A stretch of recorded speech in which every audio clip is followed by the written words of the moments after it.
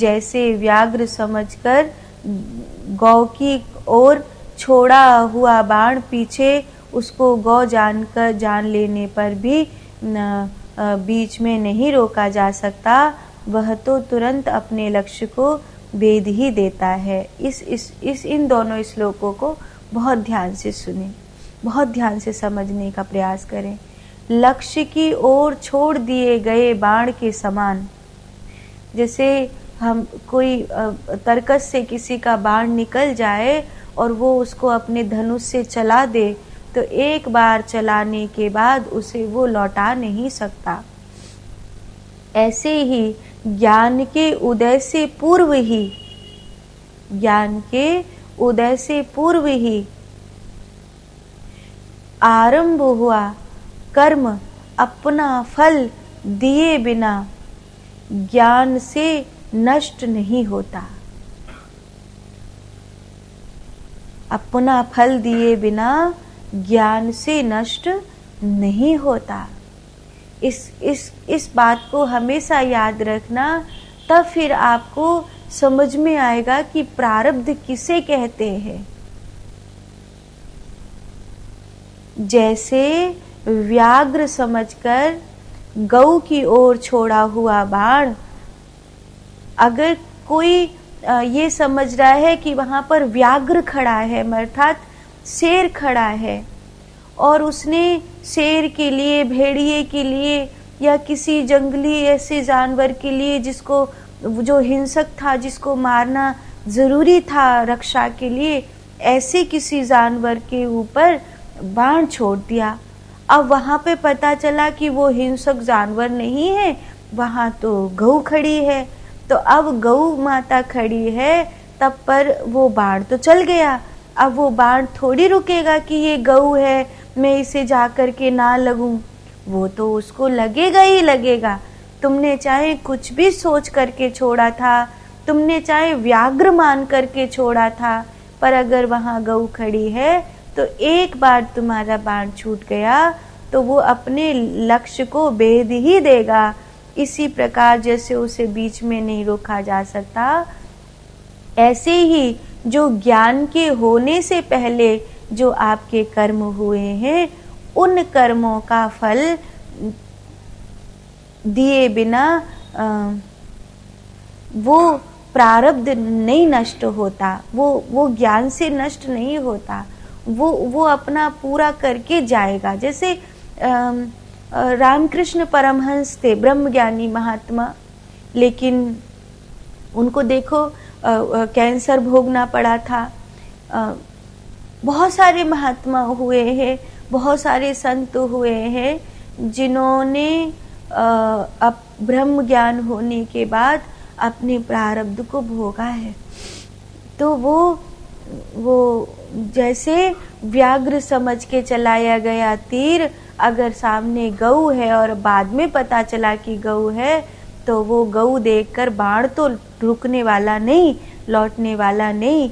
ऐसे ही जो ज्ञान के उदय से पूर्व जो भी कर्म आरंभ हुए थे, वो अपना आप तो पूरा भोग करके ही जाएंगे। विद्वान का प्रारब्ध कर्म अवश्य ही बलवान होता है, उसका क्षय भोगने से ही हो सकता है। उसके अतिरिक्त पूर्व संचित और आगामी कर्मों का तो तत्व ज्ञान रूप अग्नि से क्षय हो जाता है, किंतु जो ब्रह्म और आत्मा की एकता को जानकर सदा उसी भाव में स्थित रहते हैं, उसकी दृष्टि में तो वे प्रारब्ध, सिंचित और आगामी तीनों प्रकार के ही कर्म कहीं नहीं हैं। वे तो मानो साक्षात निर्गुण ब्रह्म ही हैं, ऐसा मानना चाहिए। जो मुनि श्रेष्ठ उपाधि के संबंध को छोड़कर केवल आत्मभाव से ही अपने स्वरूप में स्थित रहते हैं, उनके प्रारब्ध कर्मों की स्थिति की बात स्वप्न में देखे हुए पदार्थों से जगे हुए पुरुष का संबंध बताने के समान अनुचित है।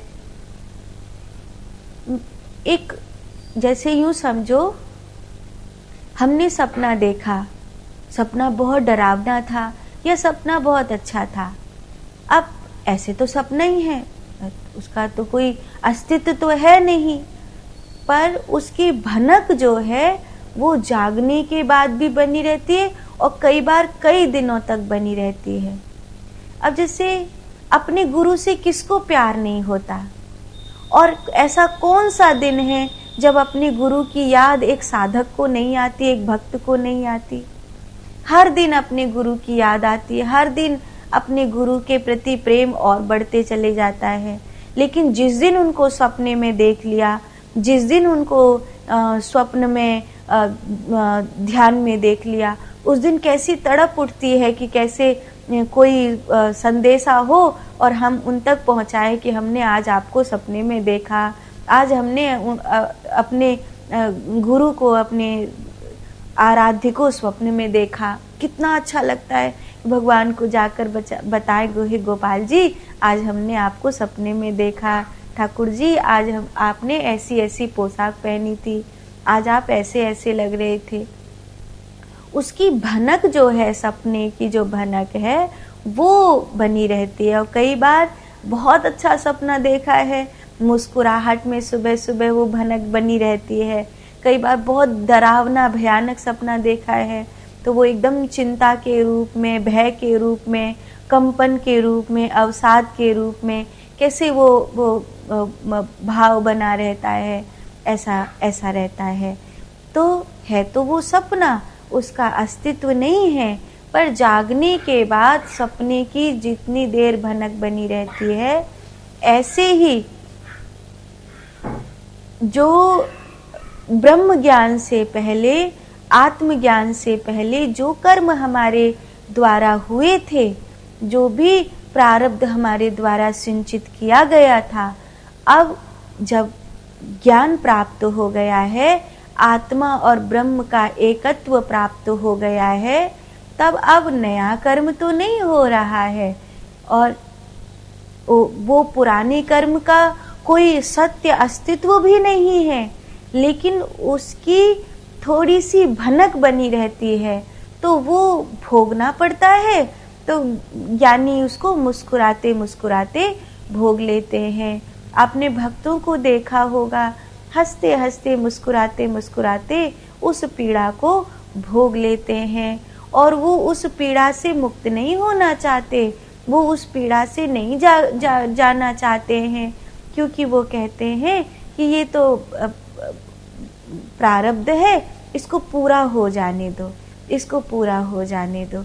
जैसे कोई स्वप्न की कोई भनक बनी रही हो कि बहुत डरावना सपना देखा था, तो अब वो सपने का कंपन, भय शरीर में बना है और कोई कहे अच्छा दोबारा सो जाओ और अच्छा सा सपना देख लो, तो आप कहोगे कैसी बात करते हो पागलों जैसी, अब कोई दोबारा थोड़ी सोऊंगा, अब जैसा है वैसा मैं देखूंगा, अब तो कोई बात नहीं, थोड़ी देर में अपने आप नॉर्मल हो जाऊंगा, वो अभी सपना देखा है ना डरावना, थोड़ी देर में मैं नॉर्मल हो जाऊंगा, ऐसा होगा।